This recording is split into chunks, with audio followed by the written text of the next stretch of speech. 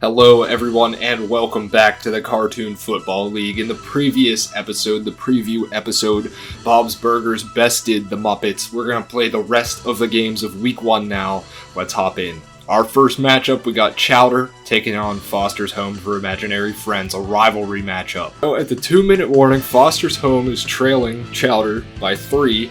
It's 13-10. Second and 10, Foster's Home has the ball with 2 minutes to go. Let's see what kind of a drive they can put together. Mac and Blue are in the backfield. Mac has a man open. That's Frankie Foster with 5 yards. Mac snaps it. And Mac has Frankie Foster wide open. Frankie Foster breaks a tackle. There goes Frankie Foster in for the touchdown. It's 17-13, and now Chowder is going to have to make their own game-winning drive. Chowder's in shotgun with Panini to his left.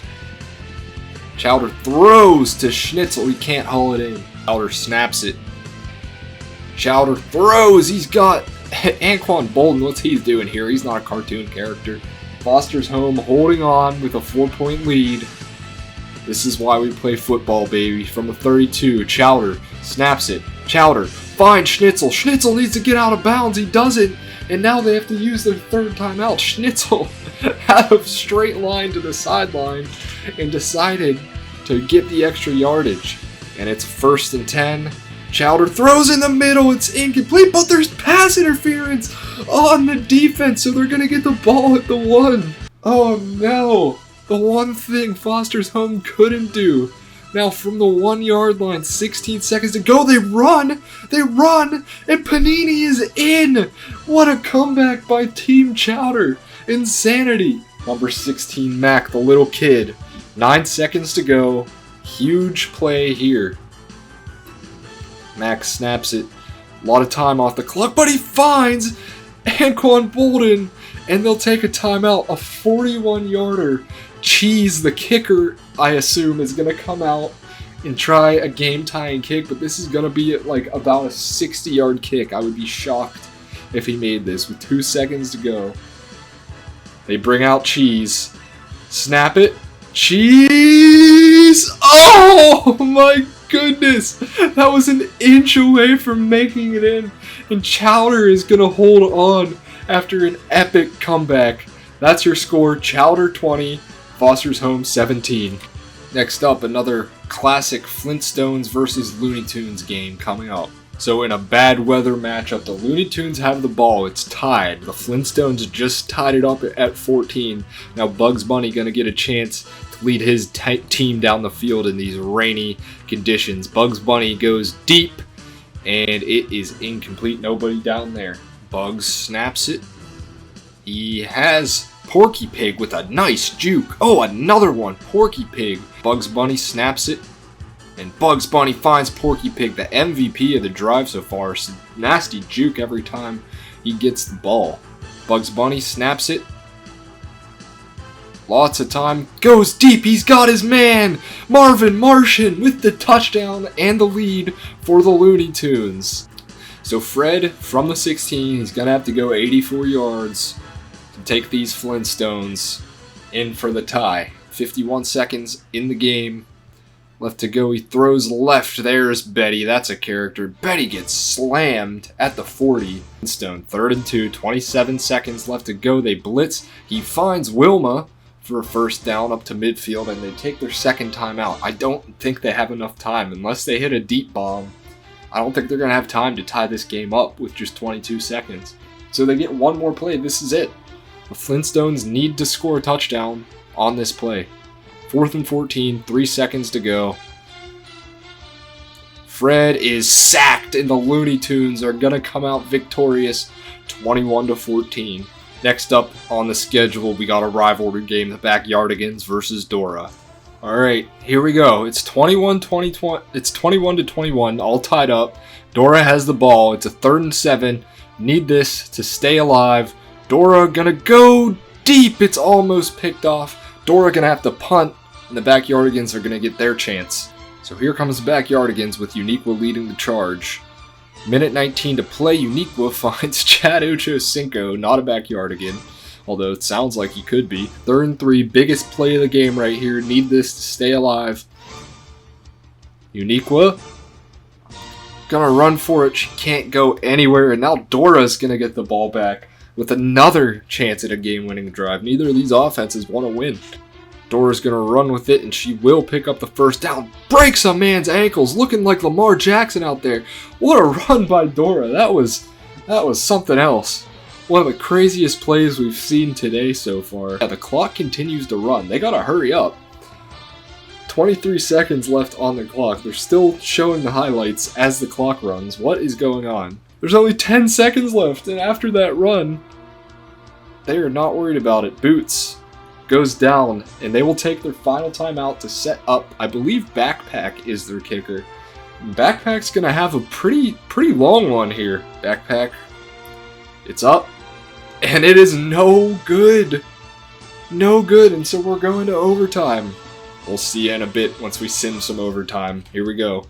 50% on 3rd down, a big one here, biggest one of the game, as Uniqua shoots deep, and it is knocked down. Who's the big boy? Who's 83? That is a big man. It falls incomplete. 2nd and 10, Dora hands it off to Boots. And Boots fumbles. It looks like the Backyardigans have it. Oh, they're going to review it. Could he have been down? We cannot. Oh, yep, Boots was down. So Dora's going to retain possession, but it's still 3rd down. And they go hurry up because the clock continues to run. Dora snaps it, and Dora throws. It's knocked down. Now the Backyardigans. These offenses are absolutely pathetic today. This was the highest scoring game of the afternoon so far, and nothing ever since I started watching the game. Uniqua hands it off to Tyrone. He had a hole. Oh, there goes Tyrone! This could be the game. Tyrone, he's too fast. The Moose taking it 74 yards for the touchdown, and that's going to be a walk-off. Our first 100-yard rusher in the Cartoon Football League, Tyrone. What a play. This game is over. Next up, one a lot of you are probably waiting for, Phineas and Ferb versus SpongeBob. I know SpongeBob is going to be a fan favorite, so let's see what happens in this game. I don't know what these teams were doing before I started watching, but it's only 3-0 Phineas and Ferb, but SpongeBob's marching down the field. With a minute to go, he finds Greg Jennings. Greg Jennings, of all people, not even one of the SpongeBob characters, catches a pass. And there's, at the 16-yard line now, in position to win this game, SpongeBob throws! He finds Mr. Krabs, the tight end for the touchdown. Mr. Krabs takes the lead. Phineas and Ferb have a lot of time to try and make a comeback, but SpongeBob on top for now. Phineas throws. Van Stom, the tight end, taken down at midfield, and all of a sudden SpongeBob is in a bit of a scare. Phineas snaps it. He's got Candace again for a first down and closer to the end zone now. Phineas snaps it. Throws. Oh, it's incomplete. Had his man open. And this is it, the last play of the game, most likely. 4th and 15, gotta have it. 6 seconds to go from the 36. They need 15 to convert, need a touchdown to win. And Phineas is sacked. SpongeBob just gonna take a knee to end this thing. Mr. Krabs and SpongeBob with the game-winning drive. Beautiful thing to see, and SpongeBob is gonna be 1-0 to start the CFL. Now we got the Fairly Odd Parents taking on Rick and Morty. And in our first game, there's going to be no highlights in this one because Rick and Morty have the ball. This thing's over with 37 seconds left. They're going to knock off the Dimsdale Fairly Odd Parents 27-14. Next up, we got the Avatar Airbenders versus Ed, Edd and Eddy. And it's looking like this one's over. Avatar's going to knock off Ed, Edd and Eddy by 4 points. They hold them off. A comeback.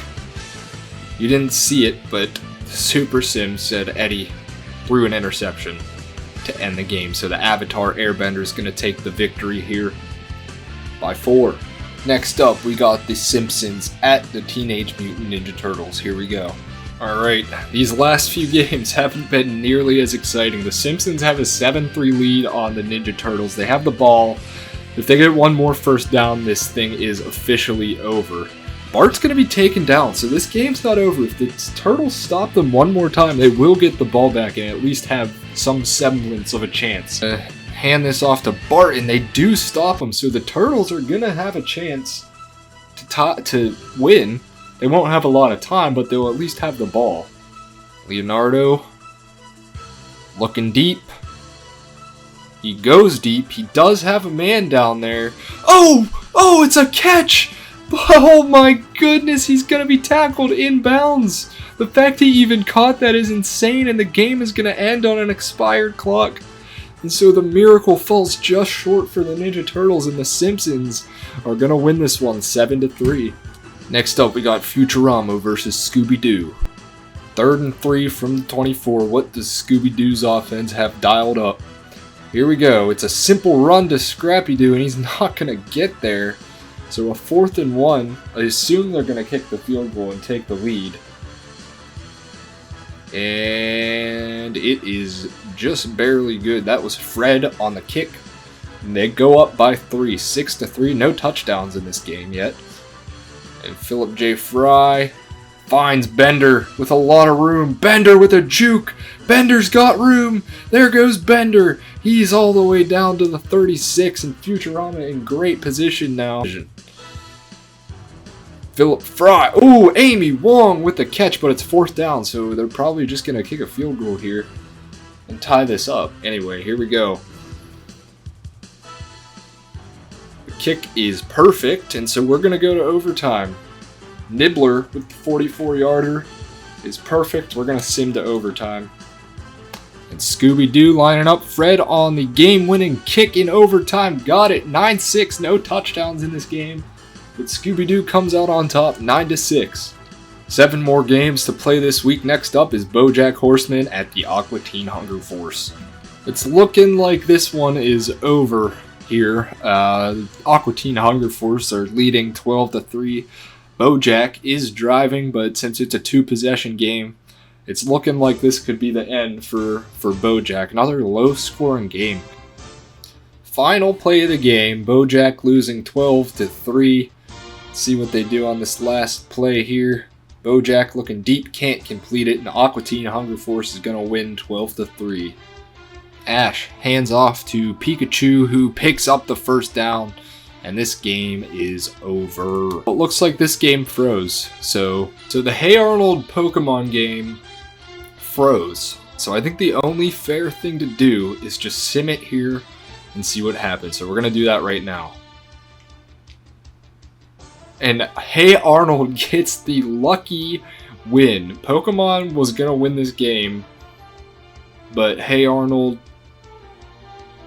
is going to get a free win. So hopefully that doesn't come back to bite Pokemon. Next up, Rugrats versus the Powerpuff Girls. Alright, so this is pretty crazy here. The Rugrats were up 17-0 in this game. The Powerpuff Girls have had a miraculous 4th quarter comeback. There's a minute left. They got the ball back. Buttercup's going deep, and it's incomplete. So I was like, okay, we're going to get our first blowout. The Rugrats are going to win. This can just be one of those short games. And the simulation continued, and the Powerpuff Girls are now in a position to either tie or win this game. 2nd and 10 from the 45, 38 seconds to go. Only need a field goal to tie it, so they're already within range. Buttercup going deep! It's Colston again. Stop throwing it to the non-Powerpuff Girl. Powerpuff Girls look like they want the win. They are trying to go for the throats here. 31 seconds, down 3 from the 14. Buttercup throws to Mojo Jojo, who breaks the tackle. Can't break that one. 1 timeout left. I think they're at about the 5-yard line now. And it's a run play with Mojo Jojo, who walks into the end zone untouched. Tommy Pickles coming out. Angelica in the backfield. He's got Chucky Finster and Susie Carmichael to throw to. And Tommy Pickles is sacked. They immediately have to use the first timeout. 4th and 23, and now this is the game. They gave up a 17-0 lead to the Powerpuff Girls all in the 4th quarter. Tommy snaps it. And Tommy Pickles is going to get sacked once again. Absolutely pathetic series from the Rugrats. And the Powerpuff Girls are going to win 21-17. What a comeback. Alright, in perhaps the most hilarious matchup of the week so far, we got Sesame Street taking on Beavis and Butthead. Two completely opposite things. And so, for the first time in their lives, Beavis and Butthead did score some points, but it doesn't look like it's going to be enough, as Sesame Street has the ball with 46 seconds left and within field goal range. Big Bird,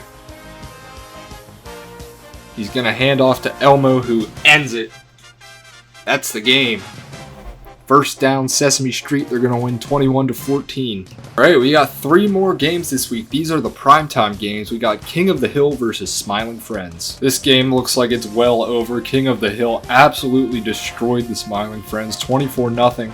We'll see what Pim does on this throw, then we'll wrap it up. Pim goes deep. He got a man, but it's incomplete, and this game's over. The Arlen, King of the Hill, is going to win the game. Second to last game of the week, we got Jimmy Neutron versus the regular show. This is a good matchup. I like it.